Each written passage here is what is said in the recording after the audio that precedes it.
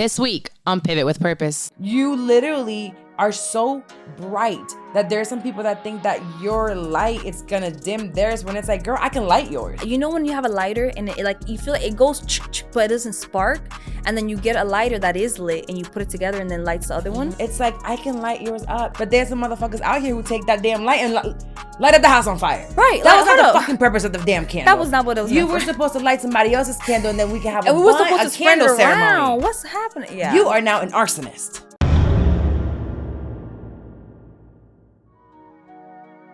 Hey friend, you're listening to Pivot with Purpose. This is my show where I pivoted from shit I'm 30, where I was dreading turning 30. I had a failed marriage, failed engagement after that, and I don't have a relationship with my immediate family. But through it all, I came out the other side with a thriving business, an unexpected radio morning show of my own, and a platform where I can reach millions of people and help them walk in their truth. I am now celebrating every step of my journey into continuously finding my purpose, the good, the bad, and the ugly. Sometimes this journey looks like shit, and it probably sounds even worse, but it's still our journey, and I'm learning right along with you to enjoy it. There's always a rainbow after the rain falls. Now, if you need advice in pivoting in any aspect of your life, relationships, career, spirituality, send your questions or story to askcarlawilmaris@gmail.com or shoot me a DM at Carla Wilmaris. Now, let's start the show. Welcome back to another episode of Pivot with Purpose. We're back. Thank you for showing up for another week. The past couple of weeks have been fun. We've done some solos. I gave you an update. And now this week, I decided to be very cutesy, very mindful, very demure. You see, like, I'm not like those other podcasters. I bring you cute people to come on the show. You know, those other podcasters just complain about what they got going on in their life. I'm very mindful, and I bring guests that are very mindful of themselves too. Gym girlies, very demure. Very mindful. No, seriously. This week we have Didi. Hi. Have I talked? I think I've talked about you. Maybe Yeah. not. Hey, she's been in the behind the scenes now for a little bit, and I'll explain more as to how you came into my life. But thank you for coming. Thank you. I'm so excited to be here. I've always been like behind the scenes, so now I'm in the chair and I'm like, oh wow, this is different. What do I do with my hands? What do I do? What do I do? I'm on camera. So she's a BTS girly, but I'll give you more information as to why I felt compelled to bring her on here, especially after a rant that I had on social media recently. So first, we're going to start with a Florida man story because, you know, Florida girl here, 407 Chapa City, brah, brah, brah. Back to demure and cutesy. Sometimes it goes away. So I always find a story about Florida because especially right here in Central Florida, material. we like to do some things sometimes that just be like, we keep the country going and entertained at the expense of others. So there was a Florida doctor that was not wearing his hearing aid and couldn't hear when a colonoscopy patient was screaming in pain. So he's deaf. So according to the, can you imagine? First of all, colonoscopy is your ass. Booty hole. Oh God. Yeah, booty hole. They got to go up there. Okay. So according to the Florida Board of Medicine, this doctor, Dr. Prasad, couldn't hear the patient yelling, in pain because he wasn't wearing his hearing aids and he's not allowed to perform any more colonoscopies. So he was the only one there? You know what? I got questions.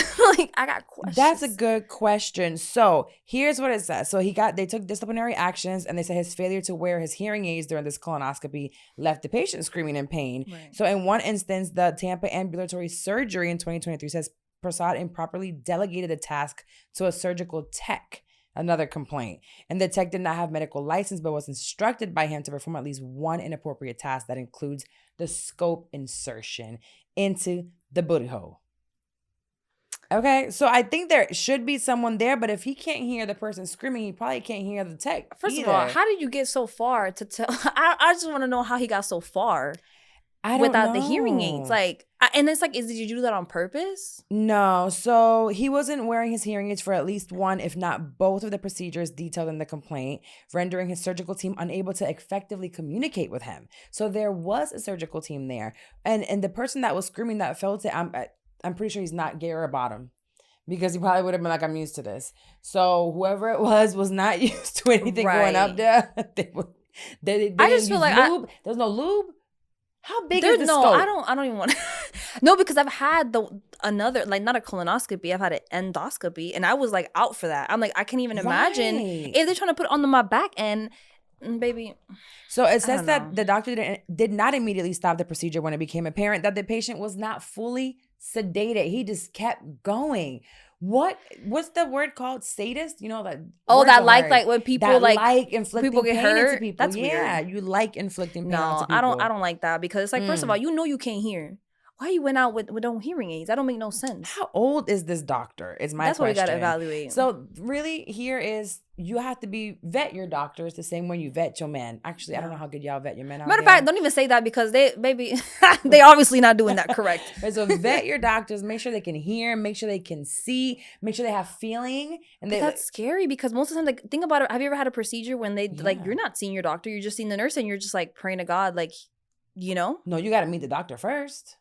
Do you? Yeah. I don't know. I feel like, I have only had like a C-section. That's like my biggest thing. And I didn't know who it was. I was just like drugged. But I think that's a different situation, because they're going in for a scheduled procedure. Right. It's a scheduled procedure. But even when you're about to give birth, you're typically with the same doctor. And then if you happen to go in and there's an emergency section, yes, it's a doctor that you don't know. But with Ayana, I knew my doctors, and they came in for that. And then for Psalm, it wasn't any of my doctors, but they came in beforehand and like introduced themselves, and they talked to me. I don't remember much. Yeah, so y'all ask for your doctors. Like, can I speak with them real quick just to make sure they're sane? Other procedures, yeah, and just like, do you hear? Can you hear me? That's scary. See, that makes me like uneasy about the medical field. Like, and at this point, we need to ask them if they have any mental health issues. Are you on medication? Like, are you okay today? Like the pilots, we should also. When I get on the planes, I always ask the pilot, "How you doing? You doing good today? You all right? Smell your breath." Let me smell your breath. Yeah, so in Florida, be careful when you're getting your booty holes checked, because apparently they might hurt you a little bit. They might hurt you, and they don't hear you. Or if you like it, you might be all right. If it's your thing, not judging you. You might want to hit him up. You're not going to stop. Contact. You're not going to stop. You're going to keep going. All right, so another thing, I did start with the whole demure thing, and we're going to talk about the topic, but I'm bringing this up because it's going to tie into what we're talking about. Okay. So recently there was a creator on TikTok that came out and started this whole demure thing. I know a lot of people are like, if I hear demure one more time, what is demure? What does it mean? It's just demure. Apparently, the actual definition is somebody who's soft and like delicate and put together, just very sophisticated, woman, man, person. So she's on TikTok, starts it, and it becomes a thing. Now it catapults it to going viral. Everybody's speaking about demure. All of it. And what I'm starting to notice online is people posting, I can't hear demure one more time. When is this gonna stop? If I hear demure one more time, this is so stupid. I saw that meme. I sent it to my best friend. She was like, yeah, that's me. Which I get it, because sometimes when things catch on, it gets like exhausting. I don't get it. And you know why I don't get it, and why I want to actually talk about it, because it has to do a lot with what we do. Okay. I hope, and I saw it was Sheila Marie who did a reel about this on social media, and I was like, I absolutely agree with her. She was saying, sometimes there are creators online. There are 8 billion people on this earth. And sometimes you're online, we're all online trying to do certain things, and something catches on and it catapults into being something huge. If that happened to you, she says, I hope that your moment to shine, people aren't trying to speed it up. This is her moment. Right. The money that she's creating and getting in opportunities with this whole demure viral trend, she's paying for her transition. She's paying her bills. Her life has changed. And it's like, why are we rushing her 15 minutes of fame? If you don't like demure, then keep scrolling. It's just that easy. I just get feels from people that are like just complaining all day, like, why is this demure? It's so annoying. Get the fuck off the internet, clearly. Yeah, we need 2 weeks, because it's going to have to take some time, right? Go to work. Turn it off. Go outside for a walk. You don't have to be on the internet. You don't have to use Instagram. You don't have to use TikTok. You can go on. But you know what? That's a deep thought, though.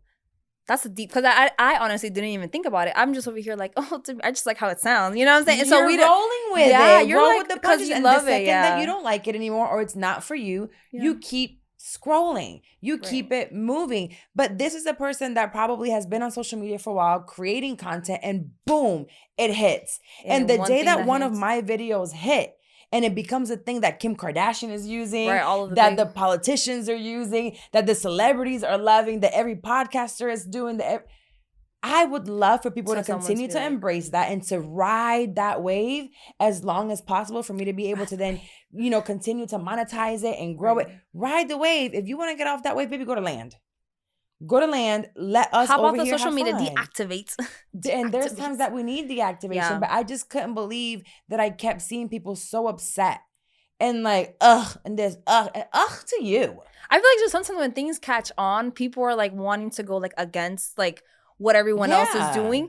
But the first time I heard it was this past weekend, and that was so funny. I was at a creator like fest. It was called Creator Fest. It was a whole creator conference, and that's when I was like, someone was like, "Did you hear about Demure?" And I'm like, I kind of heard about it, but I didn't understand it yet until I went into the sound, and then I saw like the original videos, and I was like, oh, okay, like it made more sense. And then you see Kim Kardashian getting her hair done, talking about baby Demure, like how I keep my lane. That's crazy because it's just like one little. Like that was a small video. That's all it takes. And I love that it came from, and this is the part where I love, once I kind of went into the profile and kind of saw like the creator, I love that it came from authenticity. Yes. And a lot of the time, especially like, you know, as a trans in this era right now, even though it's become more accepted, it's still a lot of like scrutiny. There's still a lot of hate. So I feel like even though the creator was able to show up authentically, regardless of how she would be perceived, I say she because I'm pretty sure he's gonna she's gonna be it wants to be, you know, seen, but also it's like you're gonna be perceived at some points. I love that it was authentic though. Right. So that's what I love. That's why I love it more. Now I'm like, and I identify. I'm Demure.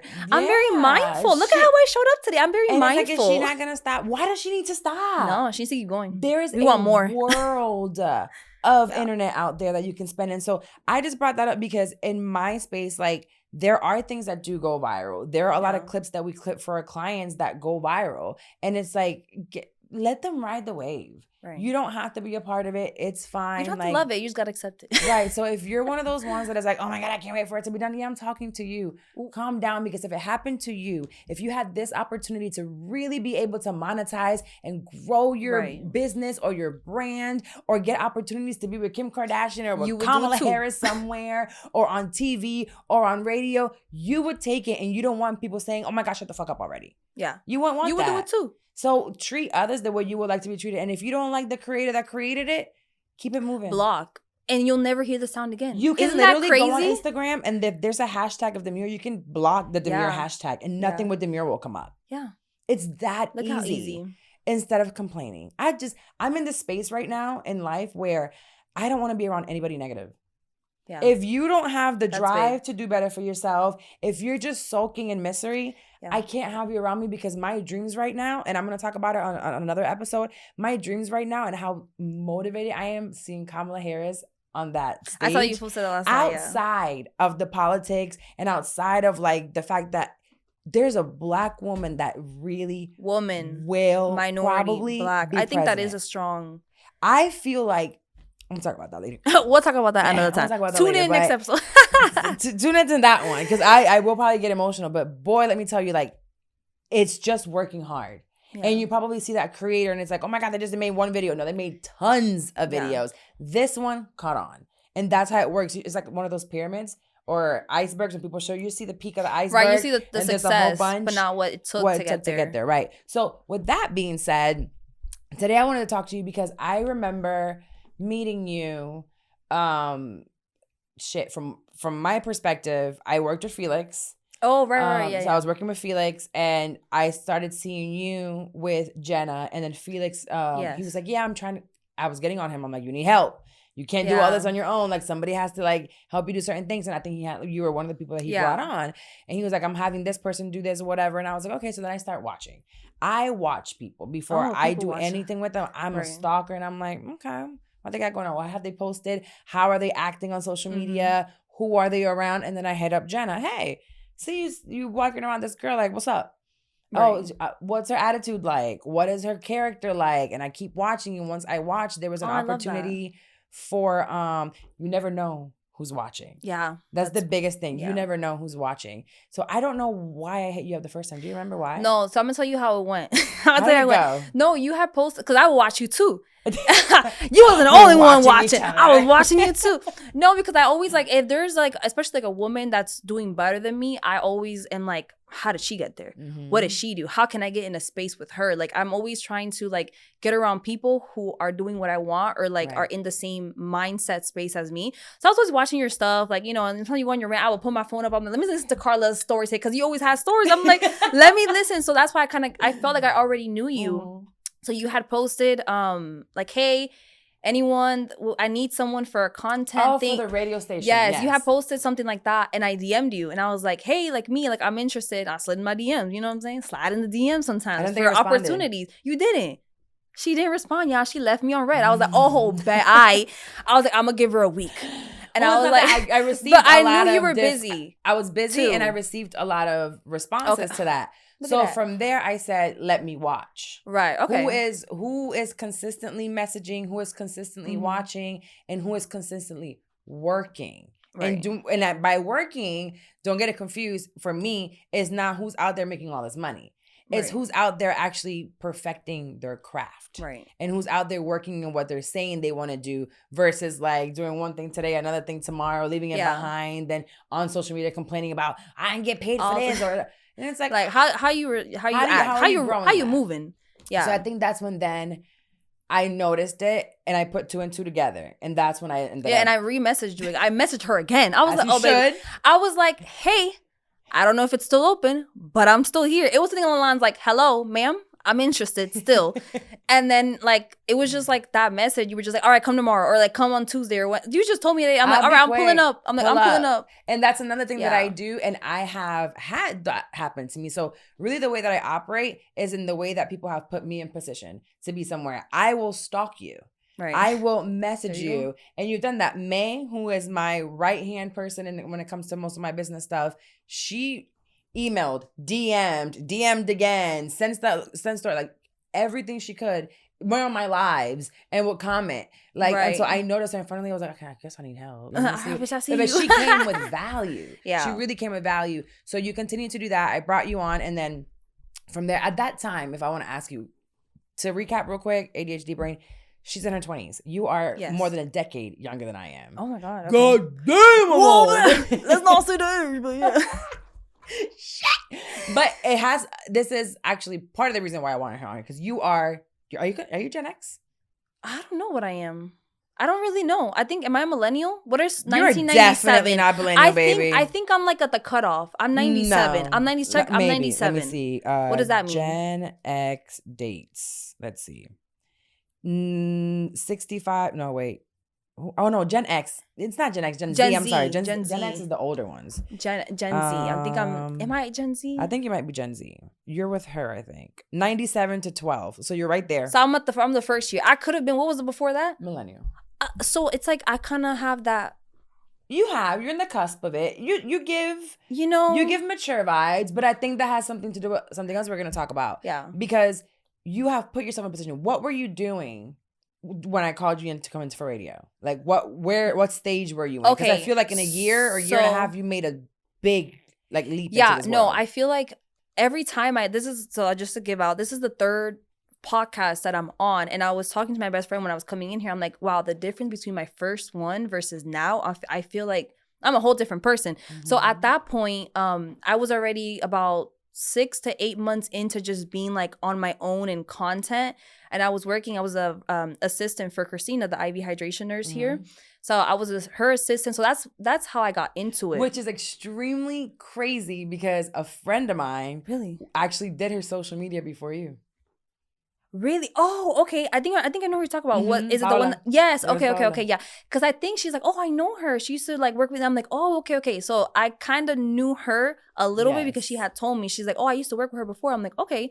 So that's how I started. So she did her IV hydration workshops, and Felix was the one who did the content. So that's how I met Felix. That's how I met Jenna. So. And I'm telling you, the first workshop that she did as her assistant, I was so terrified, y'all. She said, introduce yourself. I was like, baby, please don't make me do that right now. So I was such like sheltered in. And I feel like that's what kind of exposed me to feel more comfortable speaking with Felix. So I was freelancing content, but I wasn't obviously where I am right now. I was like grinding teeth. I was trying to like get into rooms. And that's a year and a half ago. Yeah. A year and a half ago. A year and a half. So that's it. In those 18 months, I remember you didn't have any experience in radio, but neither did I. Yeah, I know. Neither did I. I've never done that, but hey. They gave me a morning show. I'll learn. I never did radio. I don't even know music. You know what I mean? Yeah. So it's like they gave me that opportunity. It was great until, it ended. So my thing there is you showed up when I said show up and do what you have to do at your age. And one thing that I don't see from the younger generation, because I'm getting older. At 6'6", Bay sent me a video of a baby. Like it was like the aging progression from a baby to like a 75-year-old woman. Mm-hmm. And that stuff makes me really nervous. Because you're in the middle. I'm in a space right now where it's like, these kids don't look at me no more and think I'm 21. They now see me like, that's a señora. Up. Yeah. Señora vibes. Stop. Not señora. Stop. That's what, when the... Señora's like 60. No, but like these young kids will try you. They think we're old. For real. Get out. Not me. Get out. But like I'm close to 30, so I was like, once you pass 25, it's all like downhill from there, y'all. No, I'm just kidding. 30s looks good nowadays. Don't do that in a Gen Z podcast, baby. We is old over here. This knee right here, it cracked. It's swollen. Swollen. Oh, but you've been working out though. Right. I see you though. I'm so proud of you, by the way. Thank you. I see you and I'm like, because I know you used to always, let's do it. And you finally did it. And I'm like, girl, I had to go and drop a bag because I said, I'm not doing it alone. No, that's good. You showing up on your own. But see, you show up very demure, very cutesy, and you walk out very cutesy. I walk in cutesy, mindful, and walk out like very tore up. Yes, fucked by the time I'm done. But what I don't see from the Gen Z is that drive to get it. Yeah. It's like they're waiting for it to come because we have this works in both ways. They think, and from what I see, it's going to come to them. Yeah. Somebody will DM me. Or somebody will come to me where it's not supposed to work that way. You're not waiting for it to come to you. You got to go to it. Go get it. And by the difference between your generation versus mine and the Gen X is that we had to literally go in the car. Yeah. I literally, when I knock started on doors and 8 years ago, was me taking flights and going to Atlanta, me going to New York, me going to Atlanta, me showing up in different conferences, spending the money. Yeah. Now all you got to do is send a DM or a few. Keep DMing until they see it. Until they see you. Yeah. Right. Keep going on their lives until they see you. And commenting is like, I'm trying to get a hold of you. You keep going. I've gotten plenty. Yeah. I will do it. And I've done it. Abu Fofana was one of my clients. He was on a live. I had DM'd him already. Nothing in his live. He's showing something about podcasting. I was like, you need me. Hey, I've been trying to reach you. Hey, boom. We ended up launching and stuff. I was like, don't do that by yourself. Let me do it. Let me do it. And don't listen to nobody else telling you what to do because they don't know what they're talking about. So you have to go towards it. And then something very that you just said that I also don't see a lot of other people doing, and that's what makes you and stands you apart from most, is that you go in rooms with people that are smarter than you. Baby, or are a couple levels ahead of you. And that's what I do. I see someone like Stormy Steele from Canva Beauty. Watch her and I'm like, I think she might be younger than me. But it's like, you did that. B. Simone is one that I watch and I'm like, she might hire me for this. She might be my client, but while I'm there, I'm watching what she's doing. And you're going to get more value. Absolutely. Megan Ashley that I watch and I'm like, the way that she has chosen to stand and what she does and how she does it and how she speaks and what her beliefs are and has not wavered from that. I have brought some huge guests to Megan that Megan's like, not aligned right now. Same thing with B. I was I'm not aligned right now. So producing that show, sometimes I'm like, oh yeah, this is going to be great. And when they say no, I'm like, oh, no. But I have to understand that one, they stand very firm on their beliefs, which is why I don't interview anybody. I don't work with just anybody. But at the same time, I have to be in those rooms because they expose me to not have those limiting beliefs that my mother put on me, that society puts on me, that men have tried to put on me, that friends sometimes put on you. You can't do that. So for you to say, hey, let me go and see what she's doing makes a big difference. Now at 26, how do you see? Because I didn't have that mindset at 26. I was downtown popping. I was outside. Not very demure of you, but she was wasn't very demure, but it was cutesy and it was richy and it was money. Right. No, but I was outside doing like a whole different type of business. And I wasn't thinking about, who's doing it better. I was just like, I got to get as much cash as I can. Right. At 27, what do you look for in people that you want to learn from? I feel like a big thing for me is someone who obviously, like you said, is steps ahead of me. And there have been moments where I've had people that have been at the same place as me and then have passed me. And you have those moments of like, oh, why her, you know? But when I do have, and it's real, and if you say you don't have it, you're lying. Like, we do have moments where we really sometimes are jealous. And if it's healthy to be jealous, as long as you use it like in a healthy way. If you use that, oh, like, wait a minute, if she got there and she was just like me, probably even worse or whatever, I'm like, wait a minute, maybe I'm just not putting myself in the right places. So I feel like I was in corporate America for a long part of my like what did young. You do? So I've always worked customer service. So I started off when I was in high school. I did a dual program while my senior year. So I did dual enrollment at Orange County Tech or Orange Public Schools Tech, and I did hospitality and business management. So I did that for a year. So straight out the gate, I was out of high school working at a Hilton Grand Vacations. You're like, whoa, I made it. Working a nice little uniform, guest services. I was like, as an 18-year-old, I was like, I made it. Like, that was it. That's what I studied for. That's what I wanted to. But quickly as I got into corporate world, I really did realize that all of the things that people said, people from the past, from, you know, my parents, all the things that they used to tell me, I feel like were heightened because now an employer was also telling me, Didi, you're too much. Hey, you're too loud. Talk too much. Hey, like, I always felt like in corporate spaces that I was dimming my light consistently. And then once I got into call centers, that was a little bit more chill because you're not seeing face to face. But after that, I worked insurance sales. I did insurance sales for not only health insurance, like private companies, but also work with hospitals, also work with like big companies selling auto, health, home insurance. So I have background in that, in sales and customer service. And I enjoyed it until I didn't. I feel like slowly throughout the time, it just kind of like my light just, you know, like when something is colorful and it starts to fade, that's like the only way that I can explain it. Like explain it is like me genuinely within myself, I felt like I was fading. I felt like every job I would start, it's so sad to say, but I would say to myself, Didi, don't do too much here. Just blend in. Just, I'm crying. Don't do it. I'm doing it to myself. But I would always like go somewhere and dim my light. And I was tired of it. And I always felt like a robot. Like I was just like a robot with these companies. So once I transitioned to a couple companies after COVID, 2021, shout out to COVID. Shout out to COVID because COVID, yeah, it did. And after that, I just shout out to COVID. I'm shout out to COVID. Like, but you know no, that's messed up. Disrespect to the people that without really, like, right. You know what I mean? You just know, the fact that it changed the trajectory of a lot of people's lives without dismissing the fact that a lot of people had a lot of hurt behind COVID. Right. So, but I do feel like at the end of that, I was working from home because I was at that point at a health insurance company. Baby, we were the only people working, okay? I was not getting unemployment. I was not getting that. If anything, we were working more hours because I was in the health insurance and everyone and their mothers had a claim. Everyone was hospitalized. So just imagine that. Until one day I was just like, I don't want to do this anymore. I kind of stopped showing up and I'm very responsible. I will never no call, no show. I always put my 2 weeks. I felt so guilty, but it was either leave them like that or leave myself to like rot in a way in this job. So that catapulted me doing my own thing. And it didn't start with content. I've felt like I've always been like in the entrepreneur realm. I always wanted to do something. And I felt like I just needed to find a place or something for myself. So I ventured out into different things. So I started off like doing crafts. I did t-shirts, mugs, cups.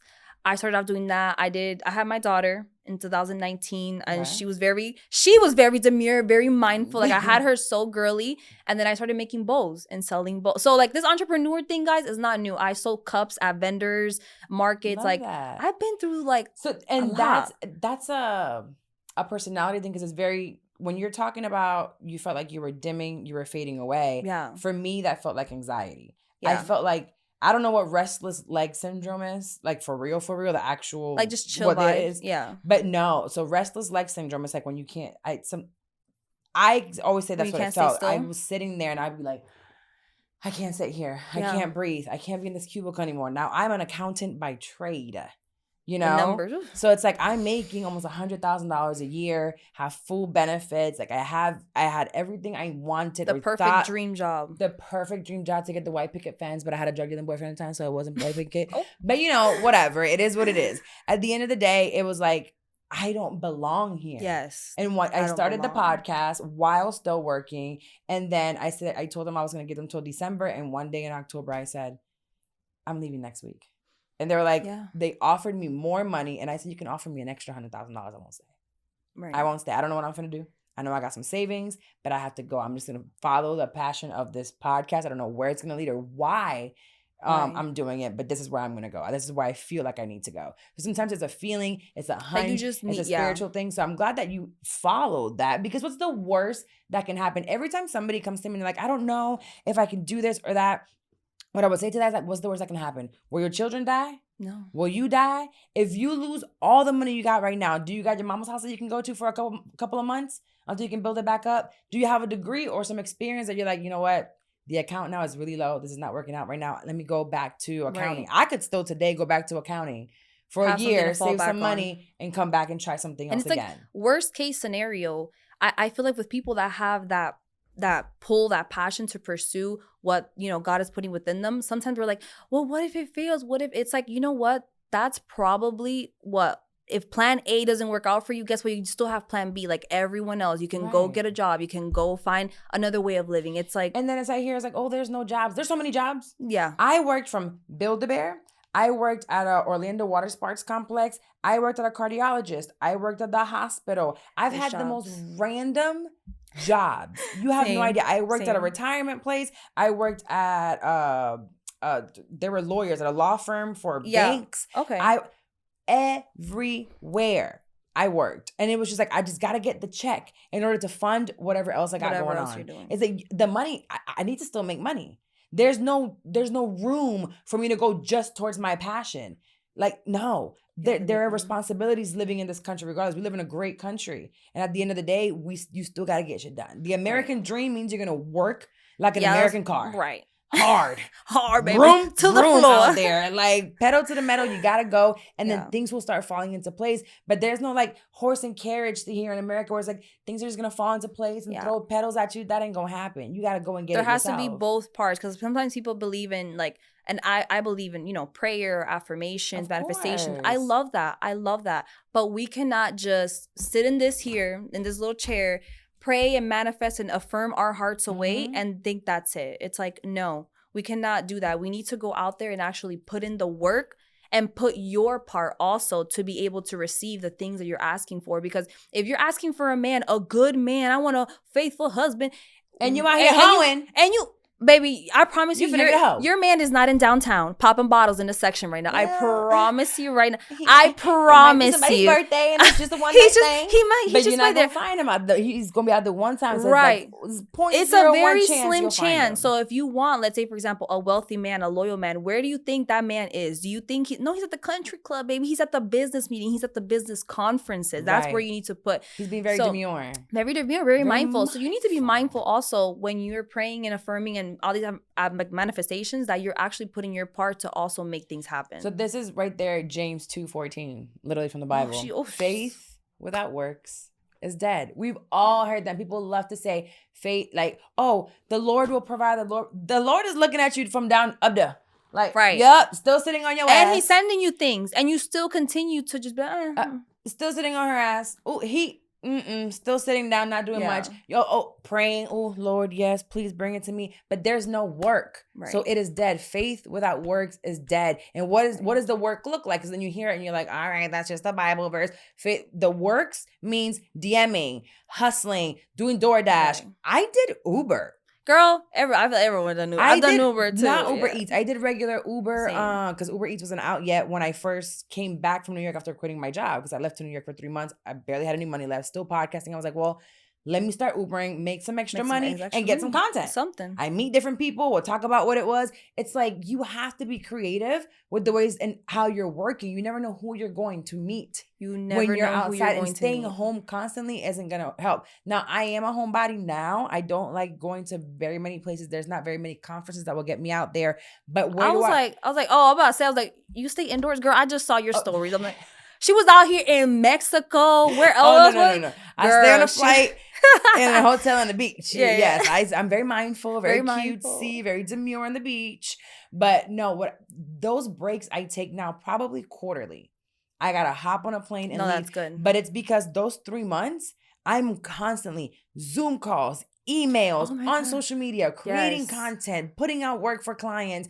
And then I'm like, well, I don't know if this is going to work out, but there's a very big rapper and we were doing some episode with him. And I said, I'm going to fly out there. I actually don't have to be there. For a lot of my clients, I don't have to be on set. But there's times that I'm like, I need to go. And this is a flight expense, a hotel expense, a food expense. And I'm like, I'm going to take it just to be in the room with certain people so they can see me. They can see this is my production. This is what I do. Hi, nice to meet you. Here's my number if you ever need me. And when they think about something, I got to need her. For me, it was months. Yeah. And this man hit me up and he's like, hey, I need your help. And I was like, pick up my job. But again, because you my faith was there. My work was there. Therefore, it went in. It was alive. Like I planted a seed. You have to continue to plant seeds everywhere. Now, my thumbs are brown, not green. Yes. The only thing I can keep alive is a little fake plant right here.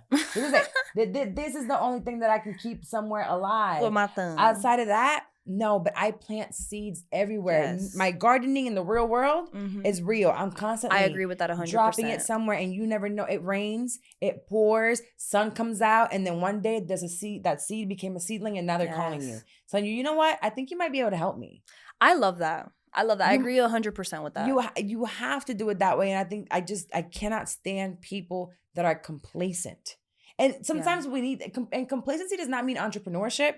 It doesn't mean get on Instagram. It doesn't mean any of that, because there are people that the 9 to 5 is what they're best at. Right. And if they don't work that 9 to 5, I can't be an entrepreneur. Right. Because I have my producers and my assistants and Courtney and Kaysen and May and Paola who helps. I need them to be the best at what they do. Right. But they show up. And they find different opportunities for themselves too within the realm of what they're doing. In corporate, for me, it was constantly looking for a job that was, if I'm feeling like, this isn't working for me anymore, or I don't feel fulfilled, either within the company trying to make myself another position or find a different company that has a better position. Yeah, because what we're talking about, like I said, it's not just entrepreneurship. No. And it could be related to relationships, faith, like, your work. It could be everything. Because I have friends that are like corporate baddies, and they're killing it. Like they're managers or regional managers. I'm like, good for you. My because best friends, some people, that's what they love. They like to have the benefits. They like to have the structure. They don't want to be in charge of 10 other people. This is stressful. It is. Figuring out, like, I don't have a check every Friday for the past 7, 8 years, 6 years. I don't know how. There's nothing steady. You got to like literally go hunt your money.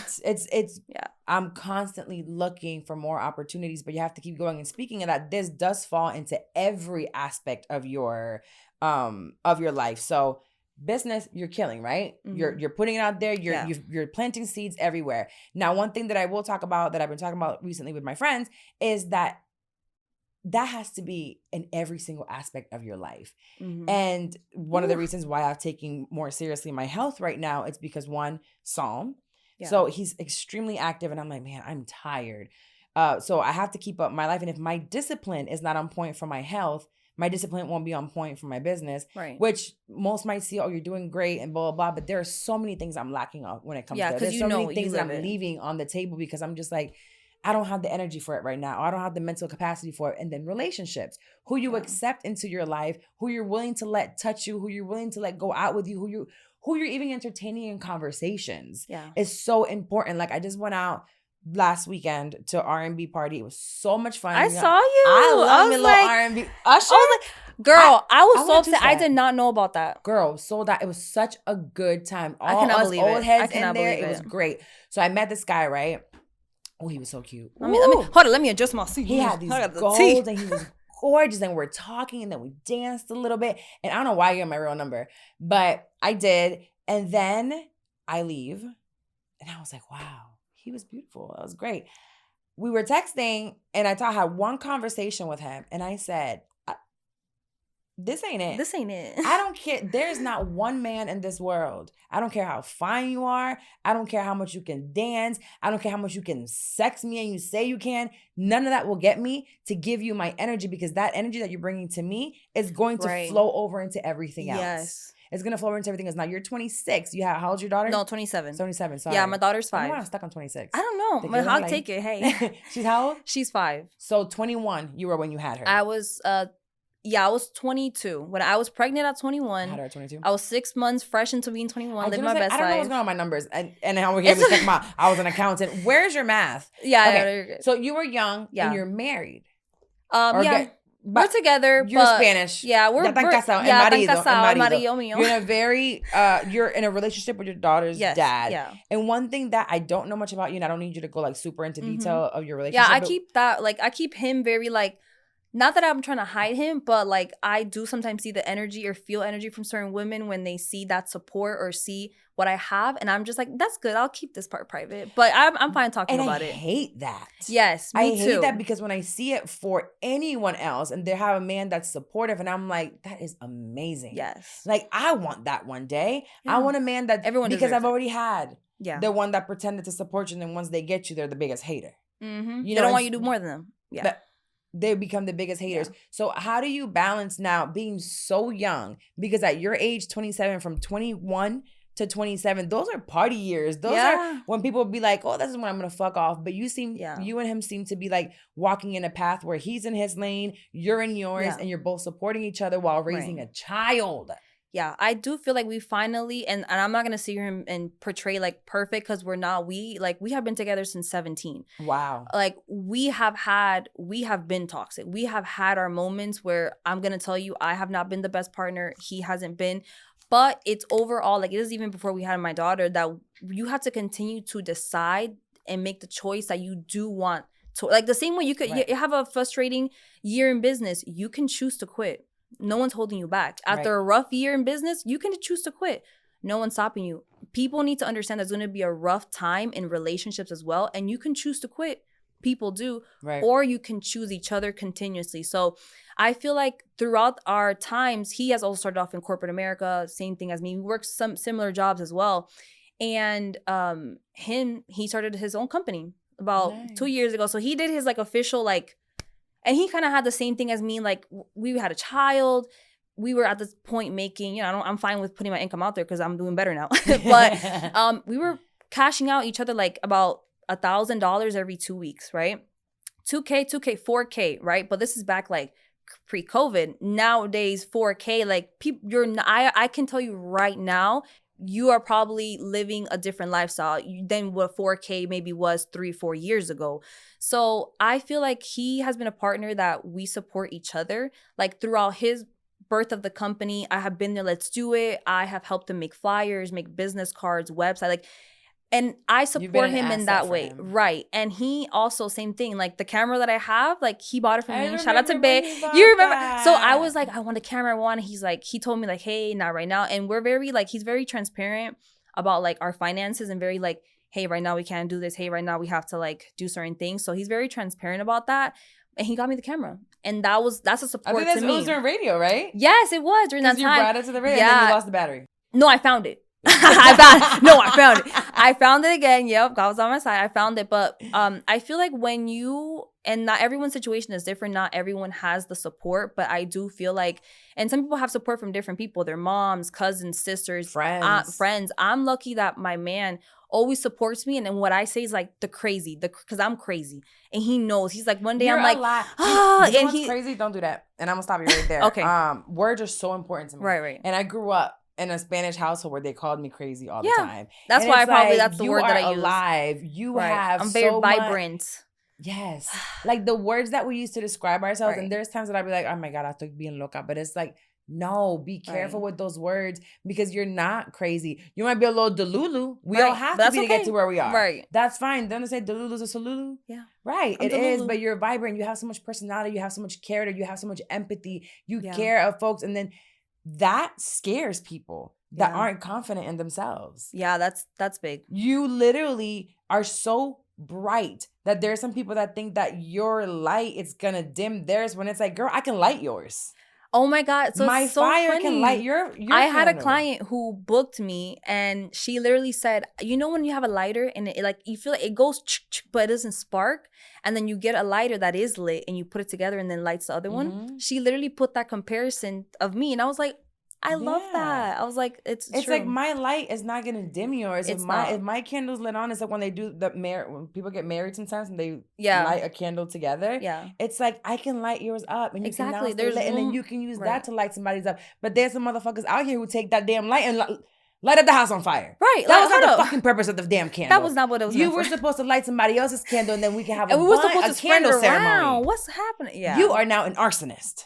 You were supposed to have a candle ceremony and now you done burned up the whole place in the town. Like, don't do that. You become a Cancer. And it's like, that's not who you are. Right. That wasn't who I was at your age. I was so loud. I couldn't sit still in these offices. They'd be like, oh, where are you? Why aren't you there? You're late from lunch. My work is done. Leave me alone. Right. Like, I don't want to sit. My tasks are complete. I don't even know. 8 hours, just sit there just because I have to? Absolutely not. I'm going to go walk around the building and find some chisme that somebody's doing. Right. The cubicle's like, hey, Martha, what you got today? Like, yeah. Yo, what you eating for lunch? Let me see. Yeah, let me like get some of that. That's not what everyone is, but it also separates us from what it is. So basically the reason why I love that we're having this conversation, because you might be 27, you might still be younger, but people, my audience who is a tad bit older, and there's a lot of younger people that are listening as well, it's not too late. No. It's not too late. I'm 37 and I'm like, dang, my best friend just turned 40 and she looks amazing. There's still so much we can do. And I'm like, if that's 40, right, I can still start new things at 60. Right.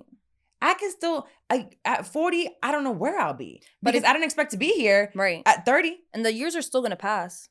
Like, no matter what. 5 years, I have family members who say that, like, oh, they're overweight, so they just accept it because they're old. Or they don't have a degree, so they just accept it. And it's just like, you don't have to, right? No matter if you're, 27, 21, 35, 45, 55, it does not matter. You still have another 3-5 years. And look how much you guys probably don't know my story, but if you follow me, and you scroll back, I have gone through such tremendous growth, not only in my mindset, business, financial, relationships, so much that you can still grow in. How many pounds did you lose? Ooh, I was 220 and now I'm 155. So that's 70-ish pounds. Wow. And that's all mindset. Yeah. That's all mindset. Do you think that losing that weight helped you become more successful? Immediately, yes. 100%.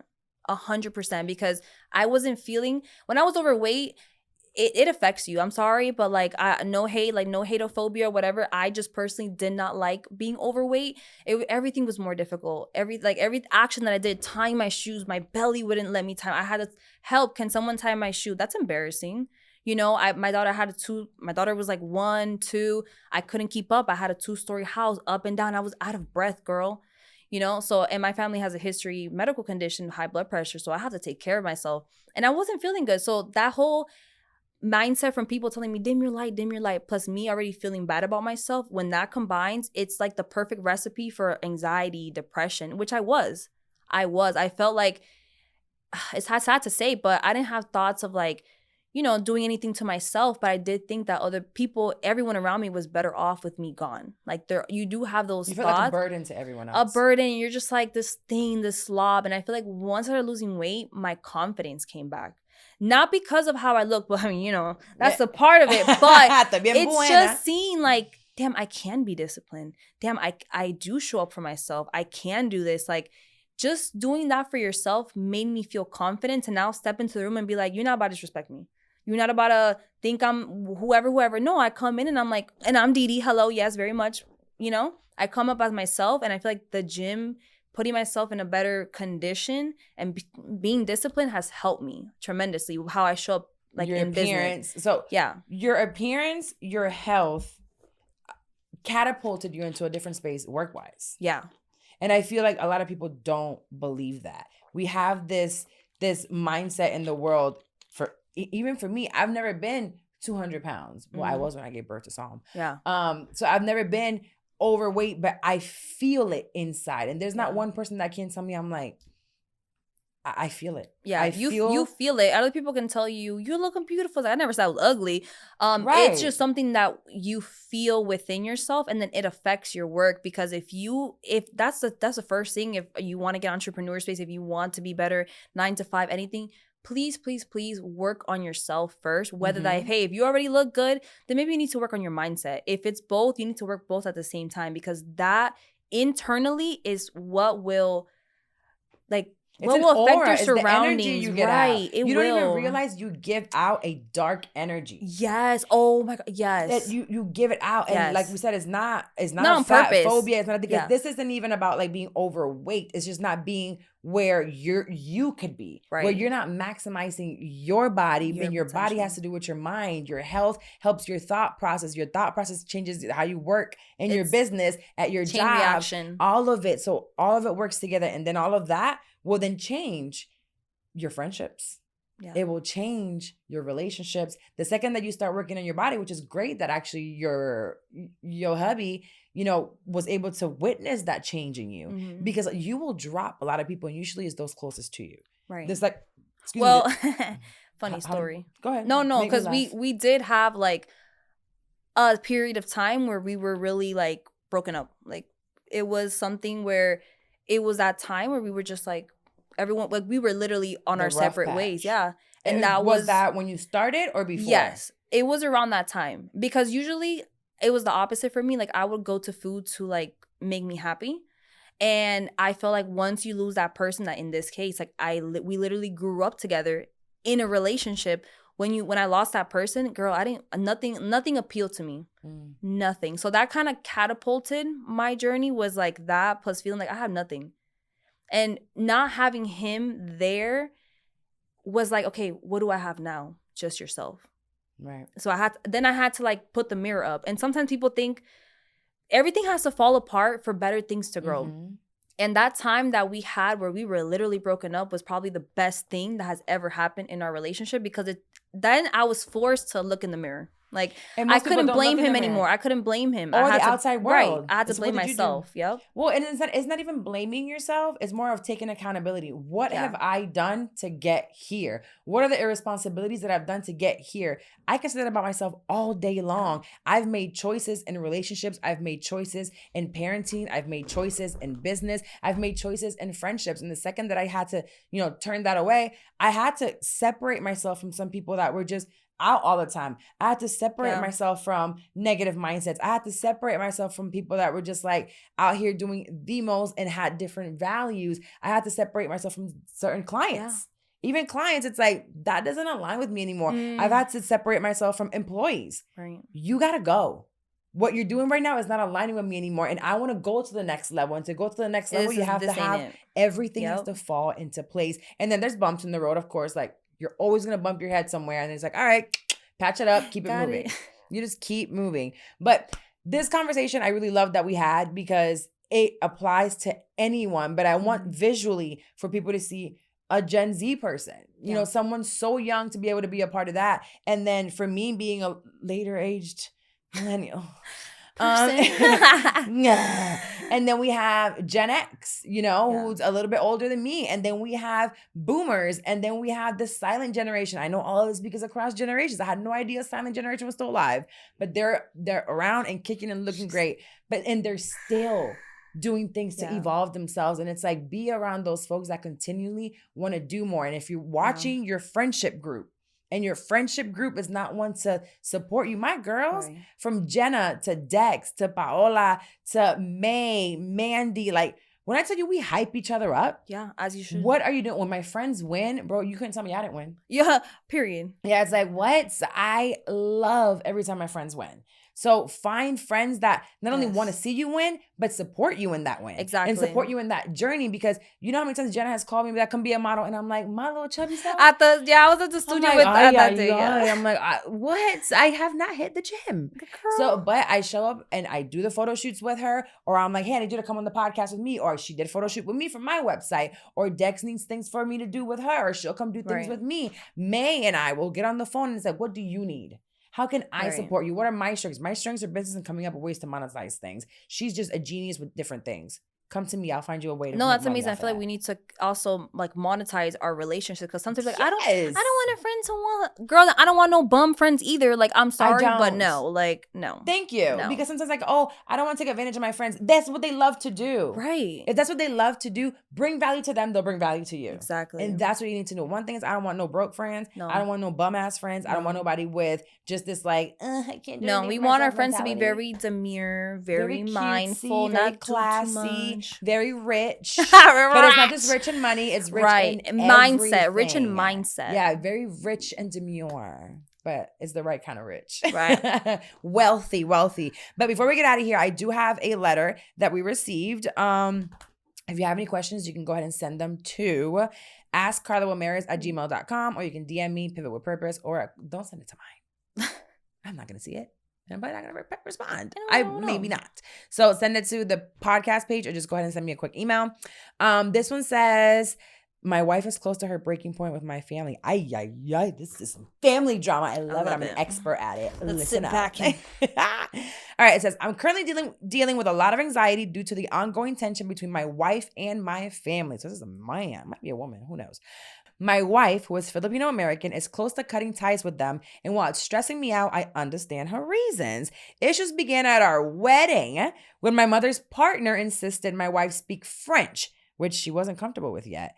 My uncle also upset her by repeatedly emphasizing her Filipino origin in front of her family, despite her being American citizen. My family also caused drama because we chose a non-traditional wedding, which my grandfather opposed. Your family got a lot of opinions. Your family got a lot. They need to calm down. Since then, my mother's critical comments during visits have only worsened the situation. Now with our child's upcoming baptisms, tensions are rising again over the location and guest list. Yo no entiendo. Let me finish. Because your wife is right, I think. Right. My wife feels I haven't done enough to protect her, probably. While I try to address issues pragmatically, she wants me to set clear boundaries based on values. Despite her efforts to connect with my family, I fear we're approaching a breaking point. I don't want our child to grow up without a connection to his French family, but I'm struggling with French. So he's French. He's French. I've heard about y'all French motherfuckers. Paris, they be rude. But I'm struggling with how to maintain that contact while respecting my wife's feelings. My family has always been difficult, and I've tried to explain this to my wife, but change seems unlikely. This is so clear. I mean, nigga, grow some balls. Yeah. Like, wee. Grow it. Grow one. Yeah. I honestly think, like, when it comes down to family, like, you have to understand, yes, you have your family. We come from our moms, our father. Yes, that's amazing, and we need to honor them. However, we need to respect and prioritize the family that we are currently creating, the family that we currently have. And that's your wife. You need to have your family respect her. Like, there's don't even go back and forth. Mama, he said my wife. Right. There's no back and forth. You need to respect her. This is what you want. Like, no. And the family need to be checked. I don't think she's asking for anything that's too much. She's not. She's asking for the bare minimum. Set clear boundaries. She's Filipino-American. You are French. There are two cultures there. Right. There are ways to do two things. You could have had, maybe you don't have money-wise, but you could have had two weddings and made those two, have a whole French wedding and have a Filipino-American wedding, you know? But it's like, why? We shouldn't have to, like... If you wanted to, if you wanted to, right. The American. I know. I know what you're talking about. So that's an option if you got the money. If you don't, you do what the hell you want. Right. And you have to be clear with your mom. This is my wife. Right. You need to respect and have boundaries. Now, a great book on this, I think I say it every episode, is Boundaries by Dr. John Townsend. It is on audio versions. It is on Hoopla and Libby for free. It is on Spotify. It is on Audible. It is everywhere. You can pick it up at any bookstore and on Amazon. Get that book. Set clear boundaries. The people that it's going to push away are those that don't respect you and don't really love you. Right. But your wife is not wrong here, and the baptism is coming up. Who pushed that baby out her vagina? Right. Do you know what the ring of fire is, sir? That is when your vagina goes from this big to this. And then shoulders come out. Yeah. Your mama had you. That's it.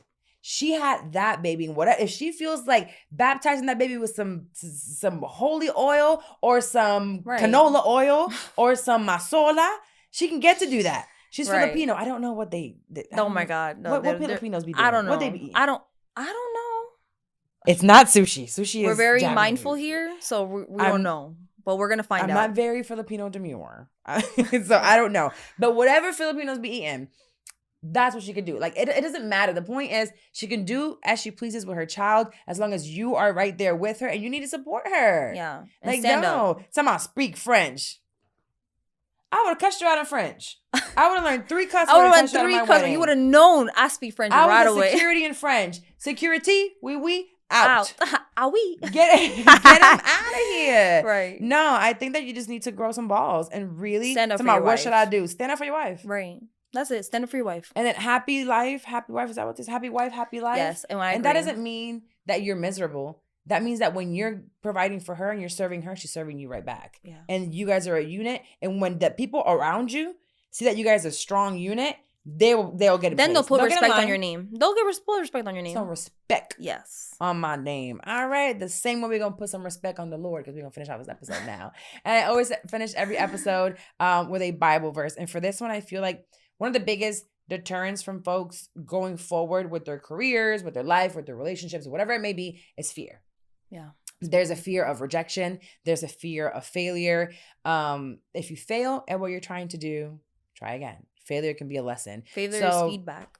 Absolutely. That's so Psalms 34, think about baby. My baby's Psalm 91. But Psalms 34, 4-8, it says, I sought the Lord and he answered me. He delivered me from all my fears. Those who look to him are radiant. Their faces never covered with shame. This poor man called and the Lord heard him. He saved him out of all his troubles. The angels of the Lord encamps around those who fear him and he delivers them. Taste and see that the Lord is good. Blessed is the one who takes refuge in him, which actually is part of Psalm 91 as well. But this for here is the Lord, he answered me. He delivered me from all my fears. So for me, one of the biggest things that I do when I'm fearful of things, and this is a constant battle for me because I'm going into rooms. Like I literally had to send a contract requesting $20,000 a month. I said, well, who the hell you think you are? Who do you think you is? Right. And then fear kicks in. Yeah. And then imposter syndrome kicks in. Why would anyone pay me that? Ooh. Why? That's another topic you need to talk about. Absolutely. Yeah. Me? I'm at my home. I'm from Orlando. I'm just a regular schmegular girl who farts all day. It's gassy. I be burping. I pick my nose. I talk about poop on social media. Why would anyone trust me with a big project? And that fear sets me to every time I go, Lord, just be here with me. Help me send. Like I sweat. Literally, I tremble sending an email sometimes to clients when I send proposals. Ooh. Every time I send, I'm like, hi, yeah. And I start screaming. I usually have someone on FaceTime. I literally have one of my friends on FaceTime. I have one of my producers on FaceTime, and I'm just nervous, but I send it anyway. But that does not mean that I'm not fearful of the rejection. Right. That just means that I have to sit here and say, God, you let it be whatever it's going to be. And I've gotten no's. And those no's have later turned into something else because I needed that no in order to get the next yes. Right. You know, so just go for it. Sometimes they'll tell you, not right now. Right. It's not no, it's just not this one. Today. Right. Might be in a year from now. You know, to get one of my biggest contracts, it took a year. It was communication for a year until I finally sent this and they agreed to everything that I said. So I bring all this to say that when it comes to tackling fear and anxiety, for me, it's both. I get extremely anxious. All of the Psalms books are very rich in tackling all of that. Just pray about it. Know that he will cover you. Know that he is there. Know, again, faith without works is dead. That's not in Psalms, it's in James, but it's the same thing. He will cover you. And I need you to look at people that truly have faith.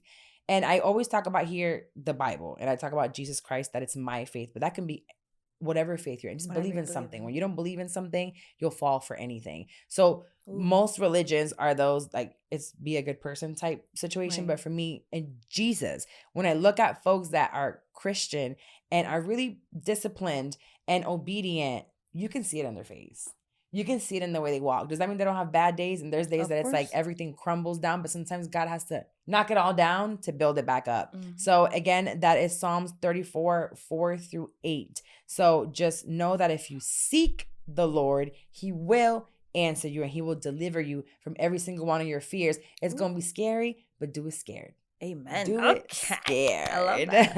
All right, well, that is another episode. Didi, where can they find you? And if they want to work with you, or they want to see you or whatever it is, be motivated by you. Yeah, so it's Didi, that's Didi.Ramos